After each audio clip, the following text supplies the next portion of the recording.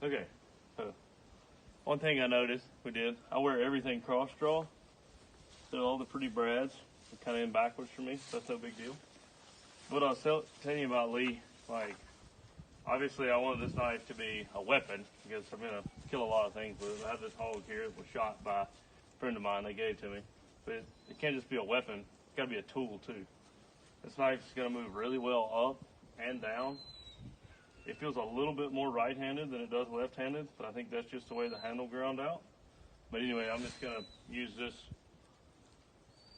big knife you made for me here to skin this pig out right quick. It didn't take me very long to get the hide off of it, especially with how sharp. Okay, yeah. I cut all the way down into the gut accidentally. Oh my gosh. It's a bit sharper than I'm used to dealing with. The point, I was worried that the tip of it wasn't quite aggressive enough, but the point works fine. And then some. I'm just going to have to get used to working with something that's a little bit, again, this thing is sharp, sharp, sharp. You can look at it and it cuts. And it's got a nice curve to the blade.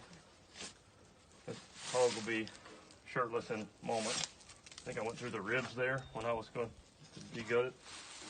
Get the guts out or whatever you want to say. Yeah, the point is definitely plenty good for killing. I'm going to go and give it a kill rating. And it's doing pretty darn nice for butcher work too. That's what I was concerned with. You know, when I'm here at the house, I normally use 2 or 3 different knives. You got some Dexter, a deboning knife, a butcher knife, all that.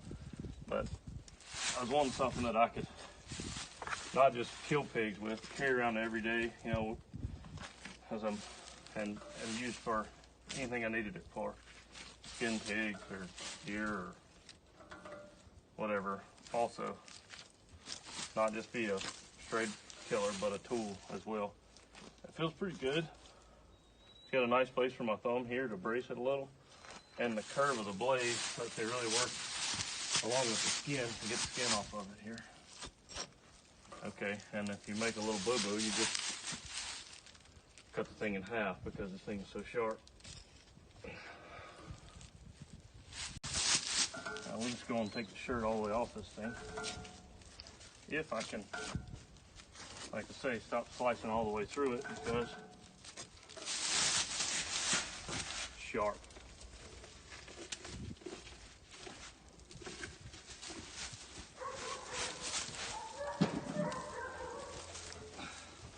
Like I say, around the deer camp or different places, people have laughed at me before because I pull out a knife, a large knife, to do skinning work. But it works well if you have the right knife. That's one of the reasons I was really picky on the design. But like I say, I just got to get used to this thing being this sharp. Probably the sharpest knife I've ever worked with, period.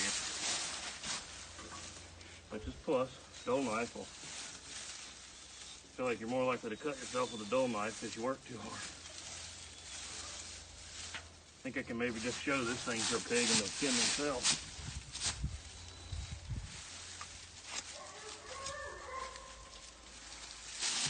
A little blown up down here where you got palms shot at. Another thing I was telling you about, one of the reasons I really wanted a wood handle, and you made a really good choice with the red oak, and with some of the synthetics, it starts to get slick when you get bloody.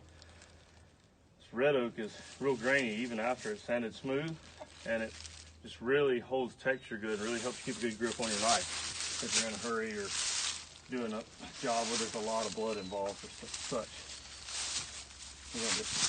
Okay, we'll just cut that front leg right off.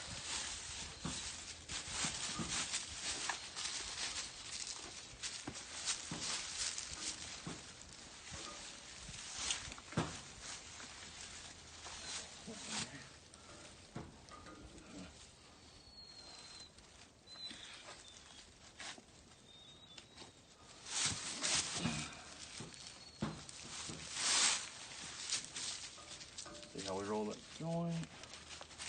Yeah, just show it to it. And it'll roll right out